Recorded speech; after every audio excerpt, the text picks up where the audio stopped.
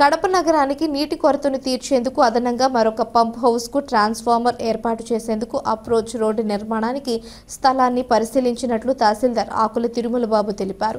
లింగంపల్లిలో సోమవారం తహసీల్దార్ మాట్లాడుతూ లింగంపల్లి పెన్నా నది నుంచి పంప్ హౌస్ ద్వారా కడప నగరానికి త్రాగునీరు సరఫరా అవుతుందన్నారు.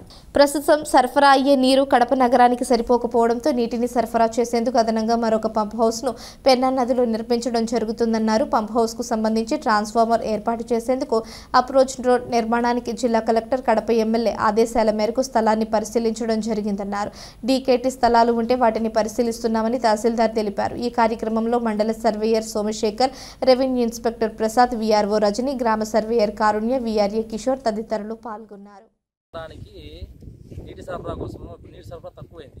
అక్కడ ఆల్రెడీ 2 పంప్ హౌస్ ఉన్నారు కదా, తక్కువైంది కారణం చేత ఇక్కడ పంపు వెల్ నిర్మాణం జరుగుతుంది.